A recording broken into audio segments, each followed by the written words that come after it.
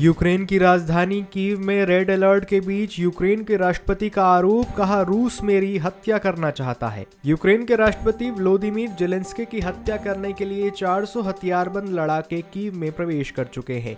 ये भाड़े के लड़ाके क्रेमलिन के आदेश पर कीव में घुसे हैं और किसी भी कीमत पर राष्ट्रपति व्लादिमीर जेलेंस्की की हत्या करना चाहते हैं ताकि कीव में रूस समर्थित सरकारें बैठाई जा सके। यह सनसनीखेज दावा द टाइम्स पत्रिका ने किया है।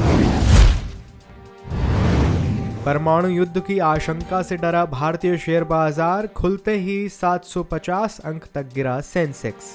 रूस और यूक्रेन के बीच जारी लड़ाई के बीच अब न्यूक्लियर वॉर का खतरा मंडराने लगा है। इस खतरे से पहले से ही गिर रहे भारतीय शेयर बाजार को और नीचे ला दिया गया है। सोमवार को जैसे ही कारोबार की शुरुआत हुई, सेंसेक्स 750 अंक से ज्यादा गिर गया। सुबह के करीब 9:20 पर सेंसेक्स करीब 650 अंक गिरकर 55,200 अंक के आसपास कारोबार कर रहा था। इसी तरह NSE निफ्टी 200 अंक से ज्यादा के नुकसान के साथ 16,450 अंक के पास कारोबार कर रहा था।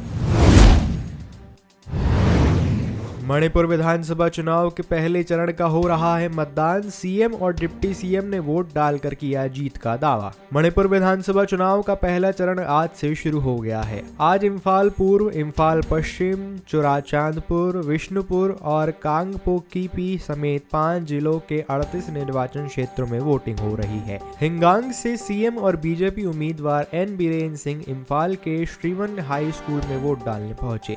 वोटिंग के बाद उन्होंने कहा कि मैं उम्मीद कर रहा हूं कि मेरे निर्वाचन क्षेत्र के 75% लोग बीजेपी और मुझे वोट देंगे। पूर्वांचल के महाराजगंज बलिया में दम भरेंगे पीएम मोदी, तो वहीं आजमगढ़ में होंगी बीएसपी सुप्रीमो मायावती। उत्तर प्रदेश विधानसभा चुनाव 2022 के 5वें चरण के मतदान के पूरा होने के साथ ही राजनीतिक दलों की नज़र पूर्वांचल की उन 111 सीटों पर जा टिकी है जहां 6वें और 7वें चरण में मतदान होना है। रविवार को अपने संसदीय क्षेत्र वाराणसी पहुंचे प्रधानमंत्री नरेंद्र मोदी सोमवार को महाराजगंज और बलिया में जनसभा करेंगे। इसी तरह से बीएसपी मुखिया मायावती आजमगढ़ में जनसभा करेंगी, तो कांग्रेस महासचिव प्रियंका गांधी वाड्रा का रोड शो बलिया, फफेना, कुशीनगर और देवरिया में होगा। दिल्ली में नाइट कर्फ्यू समेत कई पाबंदियां खत्म, पूरी क्षमता के साथ दौड़ने लगी है दिल्ली मेट्रो।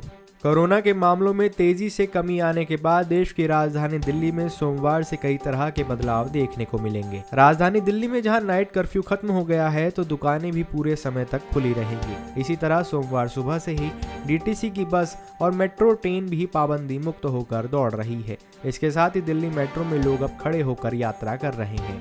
ऐसी ही तमाम बड़ी खबरों से जुड़े रहने के लिए बने रहिए पंजाबकेसरी.com के साथ।